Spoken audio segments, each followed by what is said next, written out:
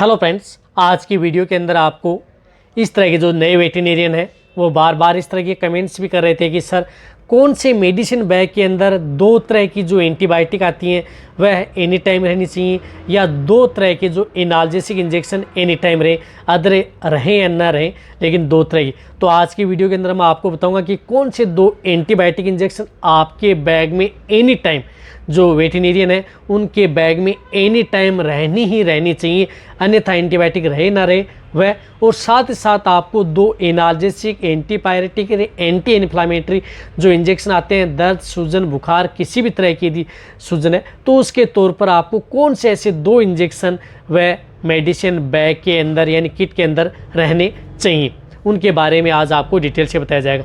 वैसे भी यदि मेरे चैनल पर आपको कौन से मेडिसिन बैग के अंतर्गत अच्छे इंजेक्शन हैं उनके रहने चाहिए या पूरा मेडिसिन किट किस तरह से तैयार करना चाहिए, उसके बारे में मेरे चैनल पर एक डिटेल सी वीडियो बनी हुई है, वो भी आप जा कर के देख सकते हैं कि आल जो दवाइयाँ उसमें इंजेक्शन भी आते हैं, उसमें टेबलेट भी आती हैं, स्प्रे भी है, यानी पूरे का पूरा जो मेडिसिन बैग कैसे तैयार किया जाता है उसके बारे में वीडियो बनी हुई है, वो भी आप जा कर के देख सकते हैं। रही बात यदि आपको आल वेटरनरी मेडिसिन यानी पशुओं की सभी तरह की जो दवाइयाँ हैं कौन कौन सी आती हैं, उसके बारे में मेरा जो नया चैनल द चौधरी रार है उसके ऊपर आल वेटरनरी मेडिसिन के बारे में पूरी डिटेल से बताया गया है और उनका क्या काम है, तो आपको उसका लिंक आपको डिस्क्रिप्शन में मिल जाएगा, वहाँ पर जाकर के आप उसमें वीडियो को भी विजिट करके देख सकते हैं। पूरी यदि आपको दवा देखनी है कि कौन कौन सी दवाएँ वेटरनरी के अंदर आती हैं, हर तरह की दवाइयों के बारे में बताया गया है। तो सबसे पहले तो मैं आपको बताना चाहता हूँ कि कौन सी ऐसी रहनी चाहिए।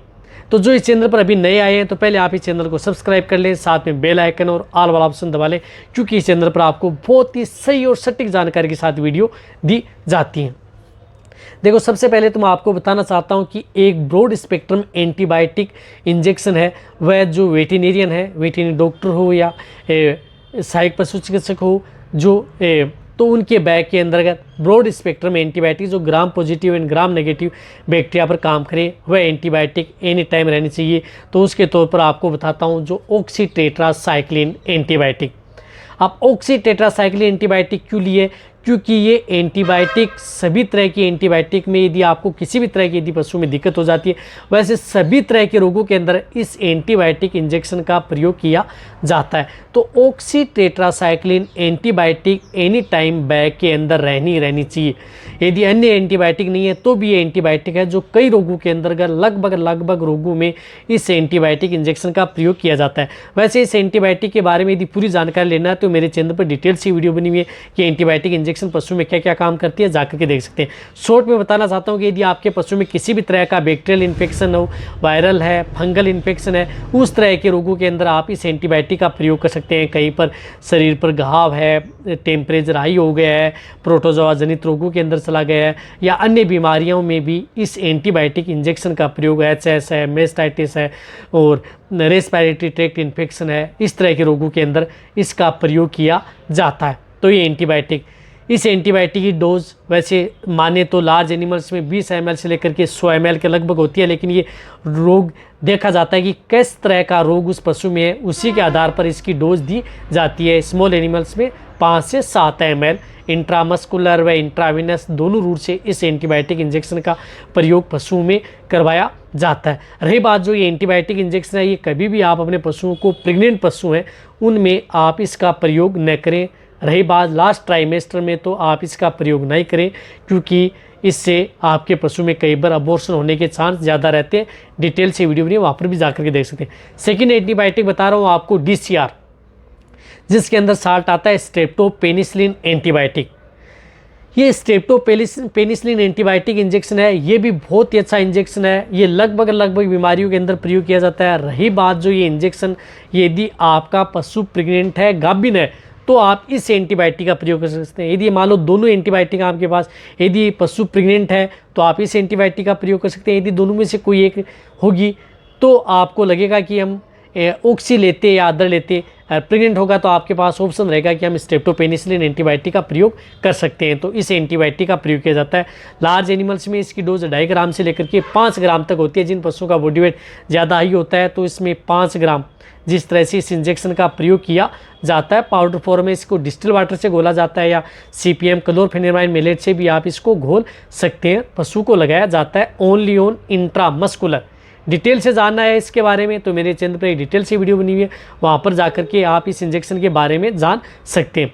रही बात ये इंजेक्शन भी यदि आपके पशु में जिस प्रकार शॉर्ट में बताऊँ तो थनैला रोग है, कहीं पर भी पशु के घाव हैं, फोड़े हैं, फुंसी हैं, या यदि आपके पशु में डायरिया है, दस्त है, अदर जो बीमारी हो गई है उसमें इस एंटीबायोटिक इंजेक्शन का प्रयोग किया जाता है। तो ये एंटीबायोटिक इंजेक्शन भी एनी टाइम ये 2 तरह के इंजेक्शन बैग में रहने ही रहने चाहिए। अब एनाल्जेसिक के तौर पर यदि मैं आपको बताऊं तो एनाल्जेसिक में आपको जिस तरह से निमोस्लाइड एंड पैरासीटामोल, जिस प्रकार से एस्टर का है, फेविनिन या अदर कंपनी का जिस तरह से मैं ये यूज़ में लेता हूँ, अदर और कंपनी का यूज़ में लेते हैं, तो उसी तरह से इस तरह के इंजेक्शन जो निमोस्लाइड एंड पैरासीटामोल साल्ट का होना चाहिए वह इंजेक्शन एनी टाइम बैग में रहना चाहिए।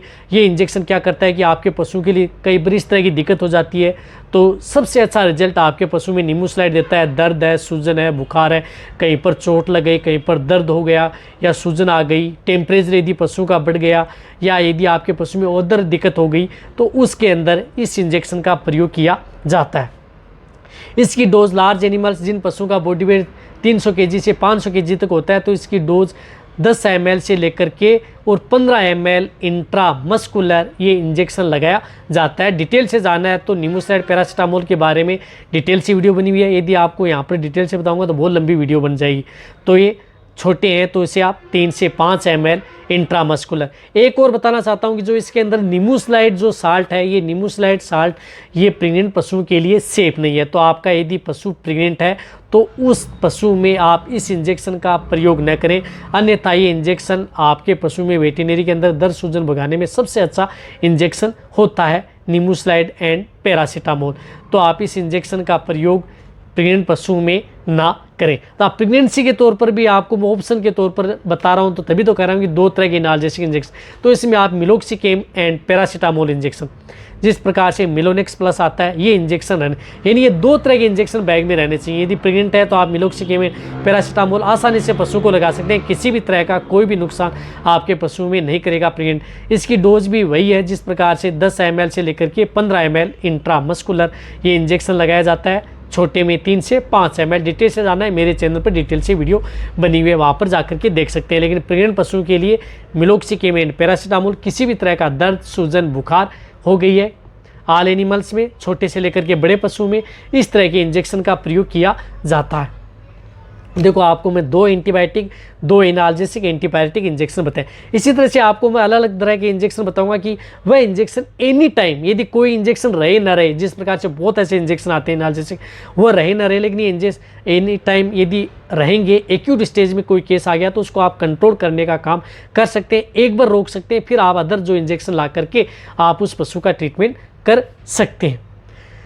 तो ये वीडियो जितना हो सकता है आप वेटरनरी स्टूडेंट हैं उनके साथ शेयर करें। इस तरह की वीडियो आपको इस चैनल पर आपको समय समय पर बहुत ही अच्छी और नॉलेजेबल के तौर पर आपको ऐसे ही आती रहेंगी। इसी तरह से वीडियो देखते रहें, इसी तरह से आप मेरे को प्यार देते रहें। थैंक्स, धन्यवाद।